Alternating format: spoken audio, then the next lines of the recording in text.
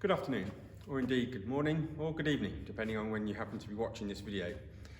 This replaces the scheduled options evening presentation for this evening for fairly obvious reasons. So we find ourselves in these very unusual times when we would typically have brought you together this evening to talk about the choices that your son will be making in order to decide the subjects they want to study next year, and ultimately, of course, therefore, start that decision-making process for their actual GCSE subjects. Chiefly, it would be an opportunity for you to ask questions. So that part of this evening becomes a little redundant in this regard in terms of me giving you some information now, but please feel free to contact us if you have any questions remaining after you've watched this short presentation. So let me introduce, first of all, the principle, the rationale for how we've developed our curriculum. We feel we've got a broad and balanced curriculum.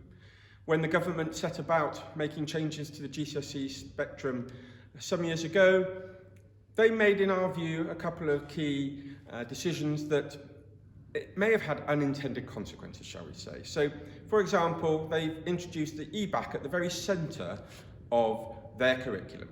And we do totally support that principle of an academic and broad curriculum that ensures a good range of coverage, but we think they've actually missed a couple of aspects that we feel is really important. Firstly, the creative subjects have been marginalised by the EBAC, the English Baccalaureate, and we feel that many schools across the country are actually curtailing provision in these very vital subjects that offer not just a change in the style of subject studied during the day, but also in the skills that students develop by studying them. So we make sure through our curriculum that that breadth is retained. Also, religious studies was not even given the status of being a humanities subject. We feel that's a wrong decision.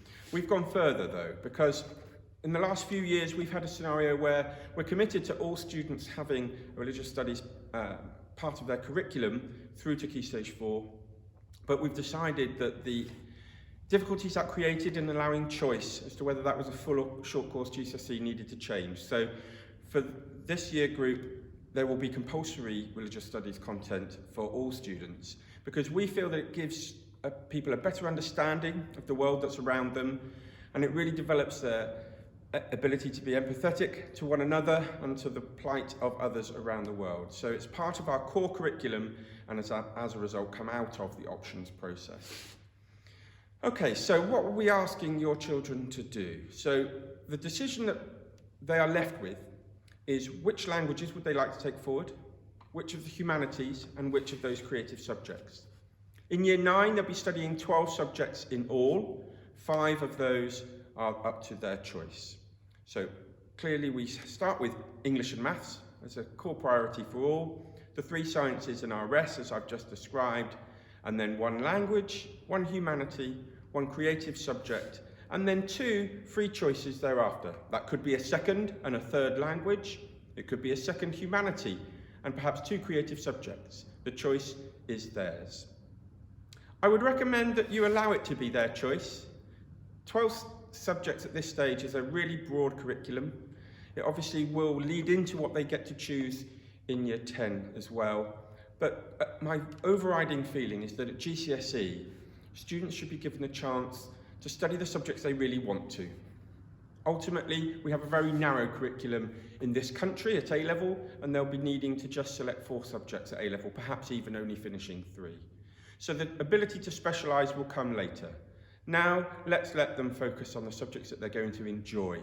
They need to study these for hours a week, every week, for the next 2 to 3 years. So let's really make it something that they want to do. Don't let them feel pressured into doing something that perhaps you might want them to do. The full details of all of the subjects are contained within the booklet, the options booklet that is both emailed as an attachment and also available on our website under the Student Life Curriculum section. In there is also the electronic form that we'd like your son to submit to us with their choices, and that must be done by the end of the Easter holidays, such as we have them now, on the 20th of April, please, so that we can plan the timetable. Should it not prove possible to give your son the choices that he's asked for, we do ask for a reserved choice so that we know where where best they would be placed in the event that we can't offer them the subjects they want, but it's very rare that we need to enact that reserve. So please do choose it. It helps us to understand the picture of choices available to them, but be assured that in the most cases in recent years we haven't needed to utilise that reserve at all. Included in the options booklet as well, you will find towards the back a summary of last summer's GCSE results. I'm always wary of letting your decisions be informed by previous student successes. Ultimately, as I said, this should be a choice about the subject you want to study for the next 3 years, not one about how well others have done in it previously. So please do use that only as a guide about the successes that we've had.